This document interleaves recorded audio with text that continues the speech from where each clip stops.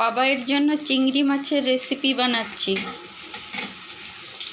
এই তো 5 ফোড়ন, সরষের তেলে 5 ফোড়ন, লঙ্কা, কাঁচা লঙ্কা, পেঁয়াজ আর 2 কোয়া রসুন থেতো করে দিয়ে একটু ভাজছি।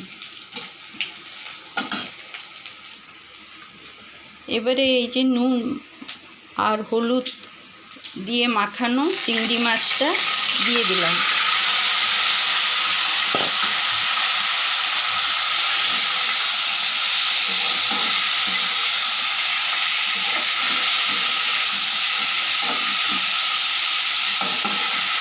চিংড়ি মাছটা একটু ভালো করে ভেজে নিলাম, আর একটু ভাজা হবে।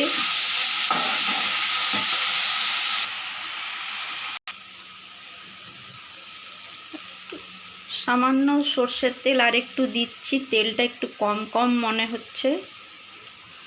1 চামচ আর সর্ষের তেল দিলাম।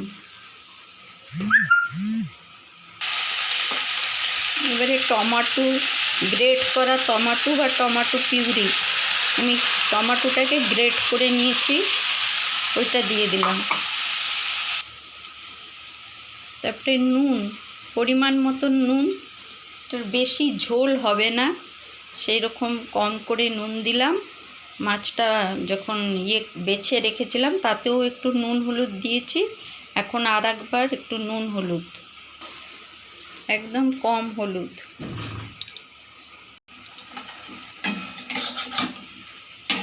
এই টমেটোটা ভেজে নেব ভালো করে।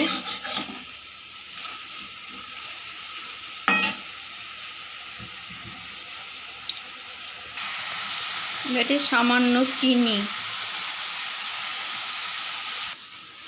এবারে সবজি মশলা, যদি সবজি মশলা না থাকে তাহলে জিরে ধনের পাউডার দিলেও হবে। আমার কাছে সবজি মশলাটা আছে, আমি সবজি মশলা দিয়ে দিচ্ছি 1 চামচ, 1.5 চামচ। সবজি মশলাটা দিয়ে একটু জল দিলাম, নালে আগে বাটিতে সবজি মশলাটা ভিজিয়ে রাখলেও হতো। সবজি মশলা না থাকলে জিরে ধনের পাউডার দিয়ে দিলেও হয়। এটা মশলাটা একটু কষবো। কাশ্মীরি লাল লঙ্কার গুঁড়ো, কাশ্মীরি লাল, সবজি মশলা যেহেতু দিয়েছি আর লঙ্কার গুঁড়ো দেবো না, কেন সবজি মশলাতেই লঙ্কা থাকে, সেই জন্য কাঁচা লঙ্কায় প্রথমেই দিয়ে দিয়েছি। এবারে কাশ্মীরি লাল একটু দিয়ে দিলাম। মশলা কষে গেলে এবারে কাসুন্দি বা সর্ষে বাটা একদম কম, 1-1.5 চামচ।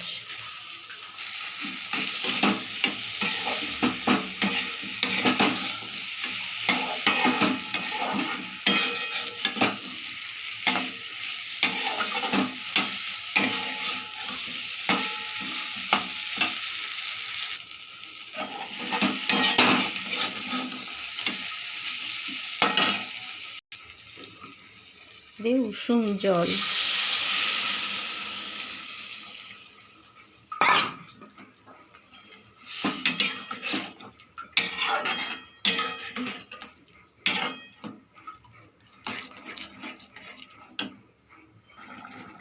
একটা কাঁচা লঙ্কা,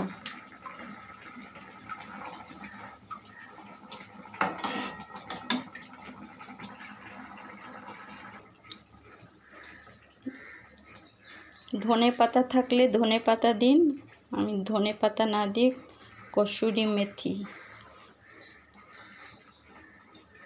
রেডি হয়ে গেল চিংড়ির রেসিপি। ঝাল বলুন, ঝোল বলুন।